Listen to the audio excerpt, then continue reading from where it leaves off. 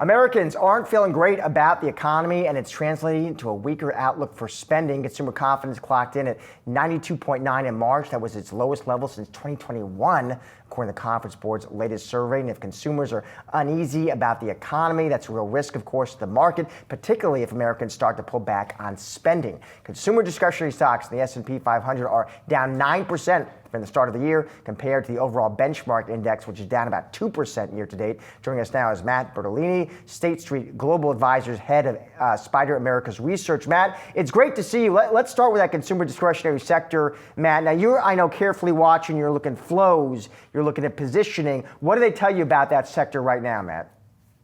I mean, it doesn't really tell you a lot of good things. So we always like to look at flows and positioning through different lenses. One, just looking at the level of inflows or outflows. And you've had outflows year to date for the consumer discretionary sector, and about 800 million in just March alone.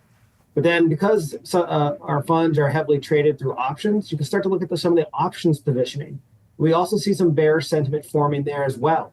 You see put to call ratios elevated normally than what you'd see historically. You also see their open interest levels geared more towards the put side as well. I think the last one that sort of gives me this hesitation or semblance of bearish positioning is what we're seeing from the shares being sold short on the fund.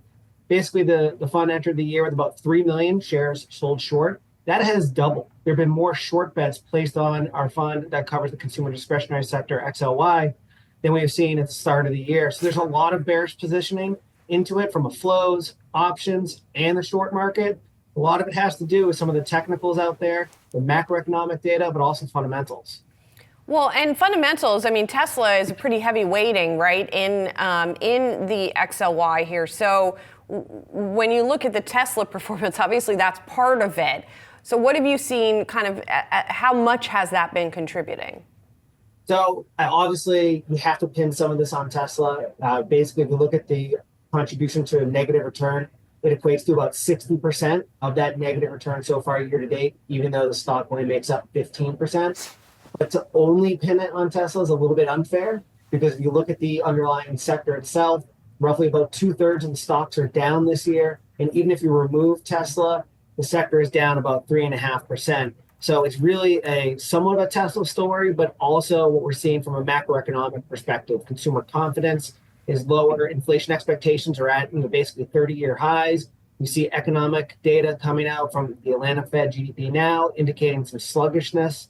And then also on the fundamental side, while Tesla's earnings have been slashed, about 87% of the sector's names have had earnings reduced or revised lower for the quarter so far. So there's a lot of things, but Tesla's a part, but it's not the only thing really driving the sort of bearish sentiment. So that's consumer discretionary, Matt. What about counter-cyclicals? Your defensive, health insurance, healthcare, insurance. What are you seeing the trends there? Yeah, we're seeing a little more positive trends. I think thinking about them as counter-cyclicals, but also areas where maybe to hide out from some tariff impacts. Because again, like consumer discretionary, you get a decent amount of revenue from overseas. If you think of things like the insurance industry or healthcare services, their revenue profile is largely quite domestic. They also have more of a defensive nature to them. And again, their valuations are somewhat constructive and growth is looking to be positive over the next couple of quarters. So hiding out in those areas, and insurance, healthcare services, both of those industries are up this year. So that could be one area to look at and sort of navigate the macroeconomic environment that we have right now. Matt, when you see the kind of outflows, the kind of options activity, the kind of short interest activity like you've been seeing with consumer discretionary, does it tend to continue? Do you sometimes have sort of snapbacks? Like what have we seen in the past with these kinds of situations? Well, ultimately, there's always a little bit of capitulation. There's so much bearish sentiment that also becomes a reason to act or a reason to buy and step into the marketplace. I think where we sit now, just given what we see from macroeconomic data, fundamentals, so the sector's earnings per share expectations for Q1 2025 heading into the year were 11%. Now it's largely going to be flat. And my guess is that's probably going to continue to be ratcheted down as maybe the repricing of earnings expectations comes to fruition with respect to tariffs. So I don't know if we're going to see more outflows continue, but what I do know is that the sort of turnaround, we're not there just yet. I think we need to see those earnings numbers come out. If they are better than expected, that could be a reprieve. But right now, we're sort of trading in this macro vortex of tariff announcements, economic data, and none of those things are ultimately good for the sector or sentiment from that perspective. What about those sectors that are impacted by tariffs, Matt? I'm thinking like the banks, for example. I'm curious what kind of flows, positioning you're seeing in that sector. So we're starting to see some turnaround in bank positioning. It was a little bit of outflows to start the month. We've seen inflows over the last few weeks as the sort of ultimate recessionary fears have sort of been, put to rest.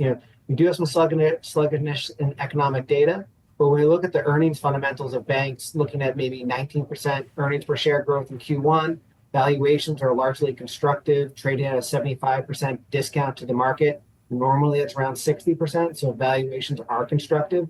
And then again, I just go back to some of the policies. We look at tariffs. Banks, largely regional banks, generate less than about 10% of their revenue from outside the U.S.